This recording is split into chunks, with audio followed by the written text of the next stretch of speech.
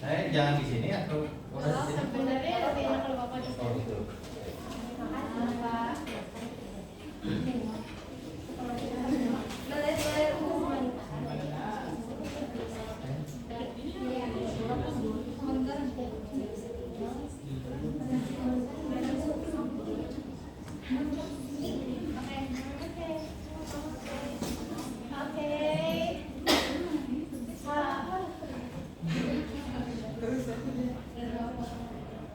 Oke, halo semuanya, selamat siang dan selamat datang. Wilujeng Sumping. Sugeng Waru. Selamat datang di Kelompok kami.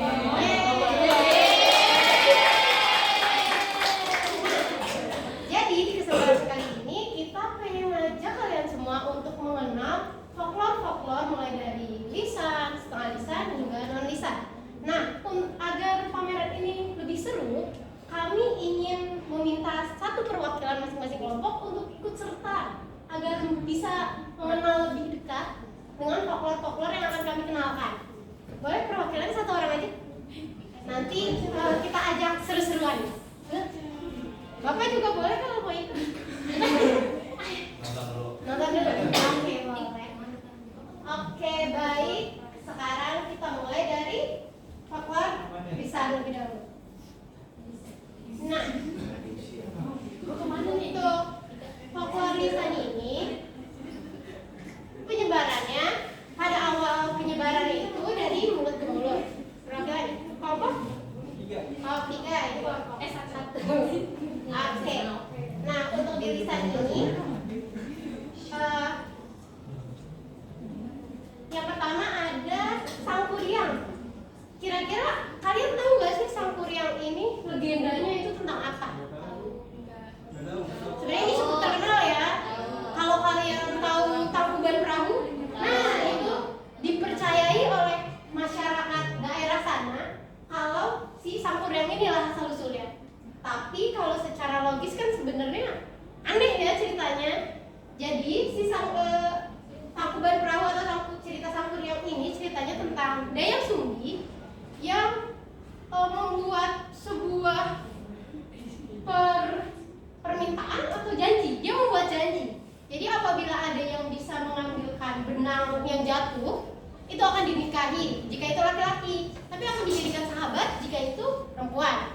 Nah, kebetulan yang mengambil malah anjing. Akhirnya karena dia orangnya menepati janji, akhirnya dia nikahilah si anjing itu. Nah, kalau untuk video ini karena mungkin kecepatan bicara saya dengan videonya tidak sesuai, boleh sambil nonton sambil mendengarkan atau mendengarkan saja juga nggak apa-apa. Lalu menikahlah mereka.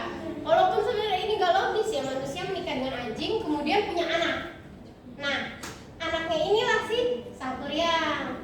Lalu si Sangkuriang ini suatu hari ditugaskan oleh Dayang Sumbi untuk mencari lauk di hutan, mencari hewan buruan bersama dengan ayahnya si anjing. Akhirnya mereka berdua pergilah ke hutan. Tapi sayangnya di hari itu tidak ada hewan buruan apapun, hewan sekecil apapun nggak ada. Tapi karena si Sangkuriang sok ngide nih, dia tuh kayak kesian sama ibunya. Kalau nggak ada yang aku bawa pulang, nanti ibu masak apa gitu. Akhirnya dia sok ngide, bapaknya dimatiin sama dia. Diburu lah. Akhirnya dia pulang, bawalah tuh daging anjing. Tapi si Dayang Sumbi nggak tahu kalau ternyata daging anjing yang dibawa sama Sangkuriang itu bapaknya. Terus ketika si Dayang Sumbi tahu, dia marah, kemudian diusirlah si Sangkuriangnya ke hutan. Nah, di saat itu Sangkuriang dan Dayang Sumbi berpisah. Lalu setelah bertahun-tahun si Sangkuriang sudah besar, tiba-tiba si Sangkuriang ketemu sama Dayang Sumbi, tapi dia nggak kenal. Karena Dayang Sumbi masih cantik sekali, padahal udah tua tuh. Si Sangkuriang dengan itunya dia naksir sama Dayang Sumbi. Si Dayang Sumbi tahu kalau Sangkuriang ini anaknya, tapi Sangkuriang kayaknya nggak tahu kalau Dayang Sumbi itu ibunya. Akhirnya sebenarnya Dayang Sumbi bisa langsung bilang aja, saya ibu kamu jangan sama saya gitu. Tapi entah kenapa Dayang Sumbi malah memberikan saran yang aneh, di mana dia menugaskan si Sangkuriang untuk membuat sebuah kapal. Tapi cuma dalam 1 malam. Dan kalau misalnya itu kapalnya nggak jadi,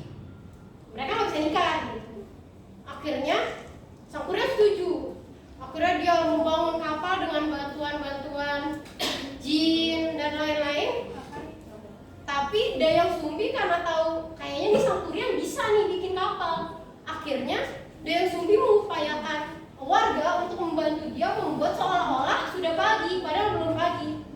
Lalu ketika Sangkuriang tahu Dayang Sumbi begitu, dia marah, dia tendang lah itu kapal dan berbalik. Nah, disitulah sejarah sih Tangkuban Perahu. Nah, kalau karena Lisan belum ada interaksi yang bisa dilakukan selain menonton, dia di sini ada mantra pengobatan. Nah, jadi mantra pengobatan ini pada zaman dulu medis itu belum sehebat sekarang, enggak yang kita ke dokter terus bisa diidentifikasi ini sakit apa gitu, enggak. Kalau orang zaman dulu percayanya kamu sakit kamu ketempelan, kamu sakit kamu diikutin jin, pokoknya intinya yang gaib-gaib. Nah, makanya adalah si mantra pengobatan ini. Nah, di sini kita mau menyentuhkan mantranya, tapi mungkin enggak sepenuhnya ya, karena takut aja sih ya di ceritanya. Mungkin boleh. Dan tadi siapa yang yang dua orangnya? Sini yang dua orangnya boleh ikut berinteraksi. Ya kesini. Tadi ayo dipercepat. Siapa dua orang? Sini.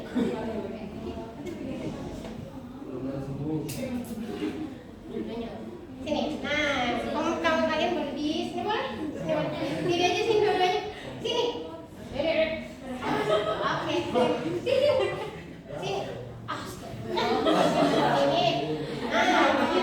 Nah, jadi kalau zaman dulu itu orang sakit nggak dibawa ke dokter, dibawanya ke sebutannya orang pintar atau dukun lah. Nah, ibaratnya nih, ini dukunnya nih. Kelompok dua. Nah, jadi nanti dia akan membacakan, biasanya sih disembur air ya buah-buah, tapi karena dia menghindari hal-hal yang tidak diinginkan, kita cukup membacakan mantranya sambil gitu ya. Oke, silakan diperagakan. Jadi enggak ya kok kan puasa. Jadi coba gimana baca? Pegang. Coba dipegang aja belakangnya, terus dibacain mantra. Bacain setengah aja ya. Yes, alright. Jadi bacanya gini bunyinya. Ashadu kolindra, asal sira saking kidul balik nyidul, asal sira saking elor balik ngelor, asal sira saking kulon balik kulon. Segitu aja mungkin. Yang orang udah obat ya sih. Oh lagi Nyamber ya, nyamber. Enggak sih, emang segitu aja, sedikit aja ya. Gimana kayak langsung wah bener gitu nggak sih? jadi sehat. Nah itu dia, zaman dulu itu mungkin kalau kita pikir-pikir itu tuh apa ya sebutan? Karena otak berpikir, oh gue dibacain, oh gue sembuh, akhirnya sembuh. Sepertinya kayak gitu, ya sugesti ya benar, sugesti kita jadi bikin kita merasa jadi lebih bugar kan. Oke, silakan boleh duduk lagi. Gak usah deh, masih ada pantun. Nih, nah di lisan yang terakhir ini ada pantun. Pantun ini pertama munculnya itu di masyarakat Betawi. Jadi orang Betawi itu dulu kalau ngobrol biar seru mereka pakai pantun. Buat ngegombal pakai pantun, buat kenalan pakai pantun, dah seru banget dah. Ibaratnya kalau udah ketemu pantun udah kita bestie gitu. Nah di sini mungkin mau coba baca pantun nggak kalian berdua nih? Nah, nih pantunnya. Nih kamu yang cewek, kamu yang cowok. Ayo baca nih.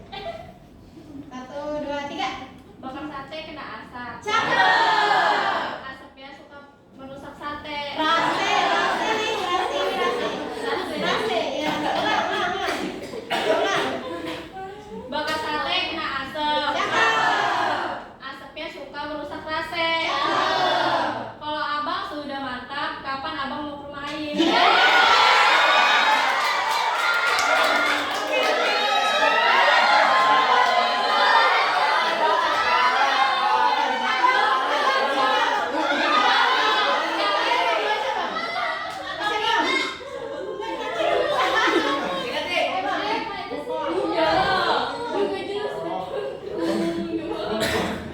Mengkoang ada di peti. Cakep. Itu peti banyak laba-labanya. Cakep. Abang udah mantap begini, tapi ngeri sama Mbak Bente.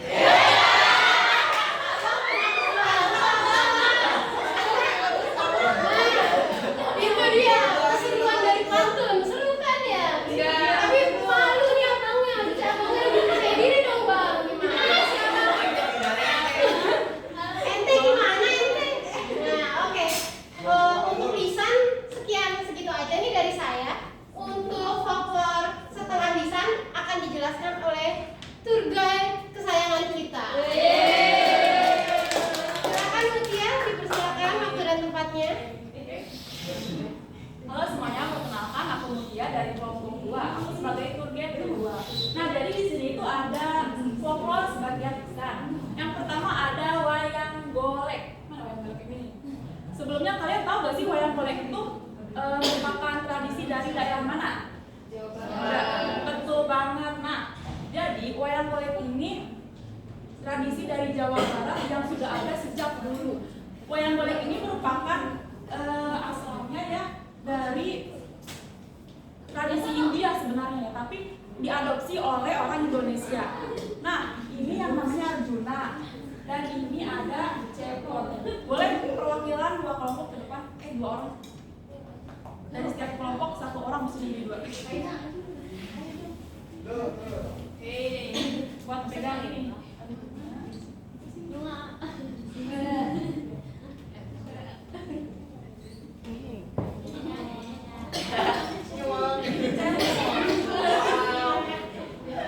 Nah, jadi si Cepot ini dikenal sebagai tokoh yang cerdik dan suka berlaga bodoh. Nah, ada juga si Arjuna diceritakan sebagai wayang yang cerdas, sopan, dan bijaksana.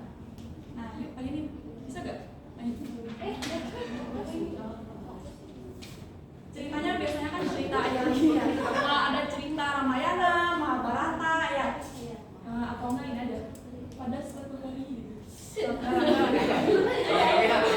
Pada suatu hari hiduplah Arjuna. Tek tek tek tek. Nah, kemudian ia bertemu dengan Cepot. Cepot, halo Arjuna. Halo. Nah, mereka ini tadinya adalah sahabat, tapi karena ada kesalahpahaman, jadi mereka berantem. Nah, pada saat ketemu, mereka langsung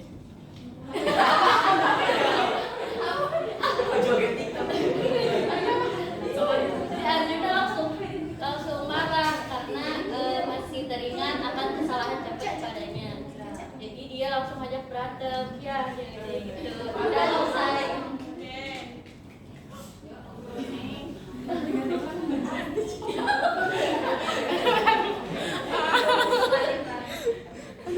Nah, biasanya orang yang suka mainin wayang itu disebut apa sih? Ada pun ini.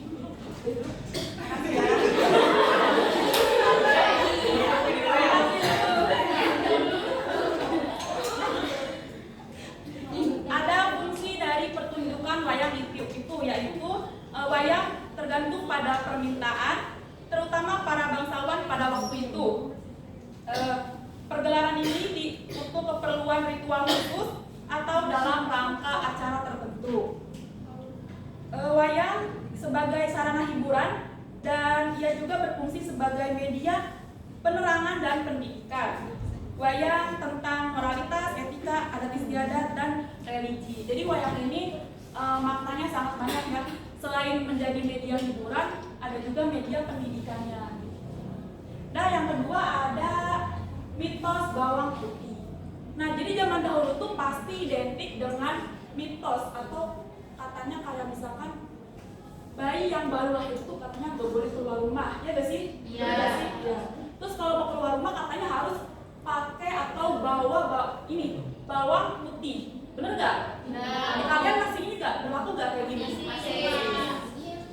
Nah, jadi mitos bawang putih ini dalam folklore melibatkan penggunaan bawang putih untuk bayi. Seringkali cerita ini berasal dari kepercayaan tradisional yang telah diwariskan dari generasi ke generasi. Nah, adapun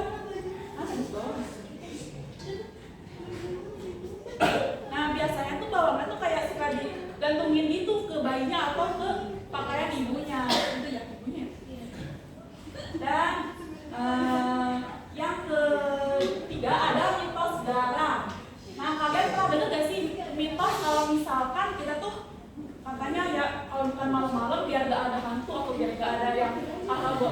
rumah tuh kayak diinduin garam, pernah nggak?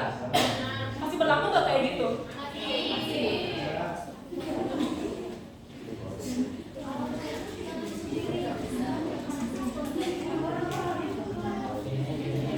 Jadi pada zaman dulu itu mitos mengusir hantu dari garam sangat kental ya keberadaannya. Tapi sampai sekarang juga ini masih berlaku bagi beberapa golongan saja.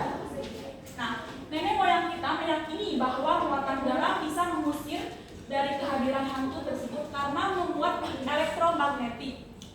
Garam ini dinilai bisa menghapus energi yang dipancarkan oleh setiap makhluk yang tak kasat mata. Boleh? Satu orang perwakilan boleh dong. Buat meragain ini gimana gitu ya? Panca.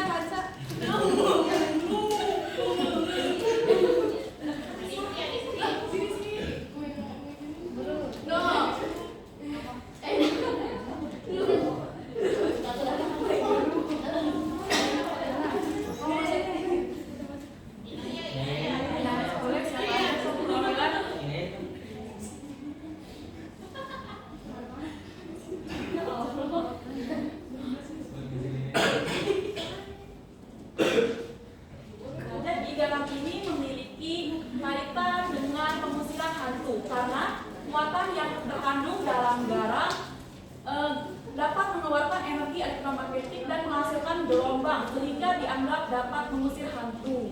Nah, adapun ini tata cara menginikan garamnya ya apa?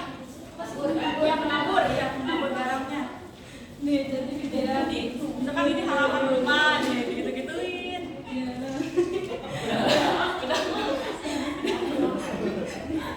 Udah gitu ya.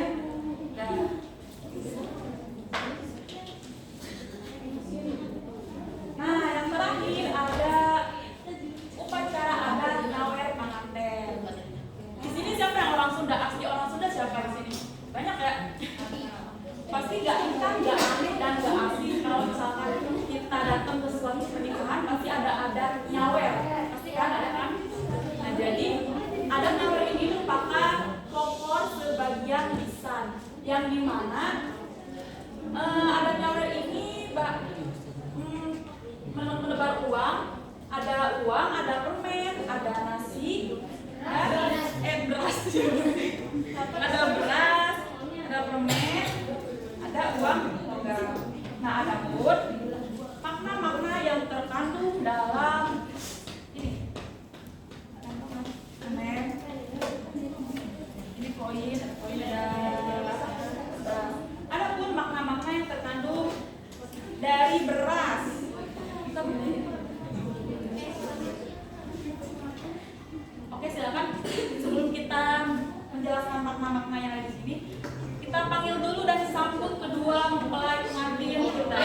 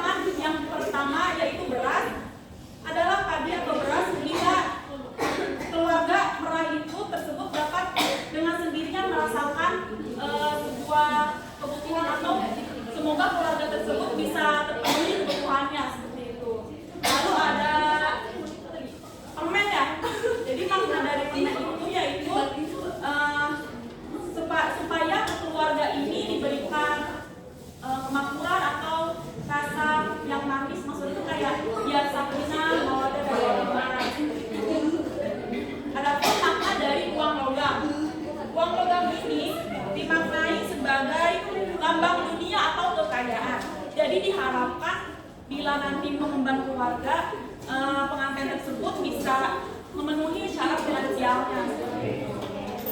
Dan yang terakhir ada makna dari kunyit yang ini nih, yang kunyit. Kunyit adalah bumbu dapur yang berwarna kuning. Nah, kunyit ini melambangkan emas. Maksudnya, rumah tangga calon pengantin dihargai oleh orang lain. Seperti yang kita ketahui bahwa sebuah keluarga yaitu yang paling berharga, tidak ada harganya dan tidak ada bandingannya. Jadi keluarga itu merupakan faktor yang pertama yang terpenting. Jadi dimaknai sebagai kunyit. Kunyit itu melambangkan warna emas.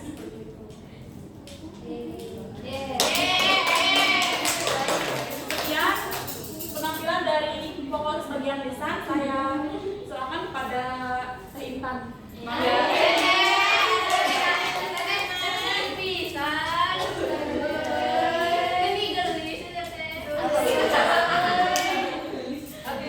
Assalamualaikum warahmatullahi wabarakatuh. Oke, jadi sebelumnya perkenalkan, nama aku Intan Fitrasari. Di sini aku memperwakilkan dari kelompok 2 tour guide dari folklore bukan lisan. Nah, folklore bukan lisan di kelompok kami itu mengambil ada makanan kolak, pakaian batik, kebaya, dan satu lagi obat-obatan. Nah, sebelum dimulai, aku mau minta teman-teman, Dea, perwakilan dari 2 kelompok buat maju ke depan. Siapa yang mau hadir ke sini? Ayo, boleh. Dari kelompok 1 ke sini boleh.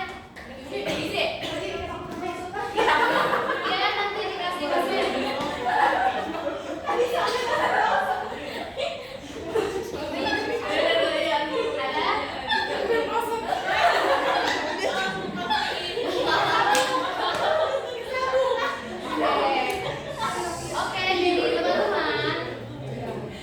Oke teman-teman, jadi di sini aku pertama mau kenalin ada makanan kolak. Oke, jadi yang kalian tahu kalau makanan kolak ini terkenal di makanan yang terkenal di bulan Ramadan. Oke, ya benar. Tapi sebenarnya kolak itu juga dipakai pada saat hari-hari raya besar atau pada di hari pernikahan. Nah, sebenarnya di kolak ini isinya kan ada ubi, ada pisang, ada apa lagi? Singkong. Iya, ada singkong. Nah, ya di antara bahan-bahan itu tuh memiliki arti yang sangat berharga, yaitu di dalam ubi itu melambangkan tentang kesuburan. Lalu pisang itu melambangkan tentang kelimpahan. Lalu di dalam gula ini kan kuahnya gula, itu melambangkan kebahagiaan dan kemanisan hidup. Jadi dari yang se-folklore makanan kolak ini itu menggambarkan tentang kemurahan hati dan kebersamaan. Lalu selanjutnya ada batik dan kebaya. Boleh teman saya, rekan saya maju ke depan?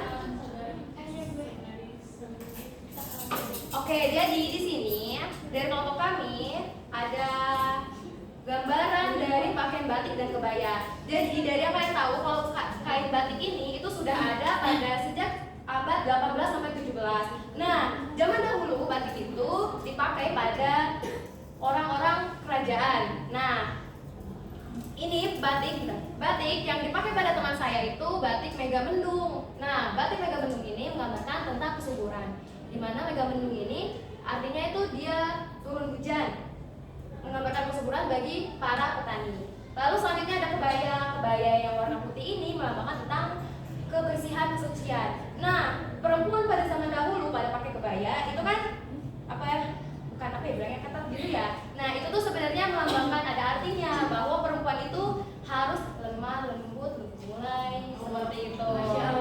Iya, jadi jalannya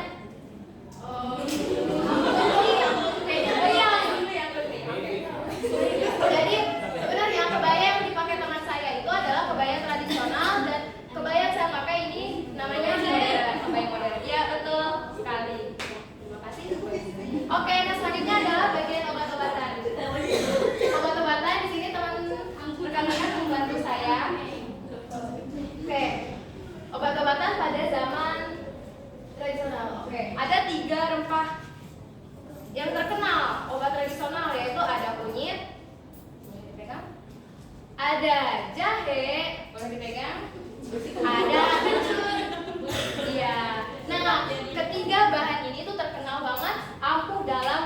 berbagai macam penyakit. Jadi di sini teman saya boleh ke sini. Kita akan buat obat apa ya? Obat jahe. Obat buat obat untuk mengurangi batuk. Oke. Jadi caranya biasanya yang pertama adalah kita mengulek jahe. Jadi jahenya tuh bisa diulek, bisa di blender. Tapi kami memilih untuk diulek saja. Boleh dulu. Di bawah. Di bawah.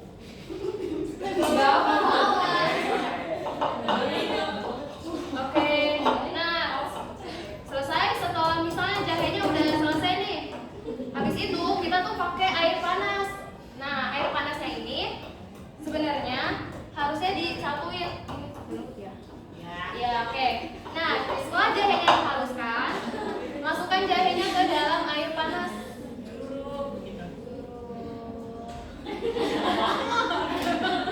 Anggap ini udah ini ya, udah bagus. Iya. Ini wanginya wangi banget. Oke. Wangi sebelah. Nah, setelah itu baru selesai, boleh dikasih apa ya? Diminum. Bukan, apa namanya? Pemanis. Ya, madu. Tapi tidak ada di sini. Boleh diminum? Tapi pelanggan asing. Puas aja. Oke. Dan ya udah, mungkin itu saja dari folklore sebagian besar. Iya, folklore sebagian. Folklore bukan lisan. Bukan lisan. Ya maaf ya teman-teman, aku puasa.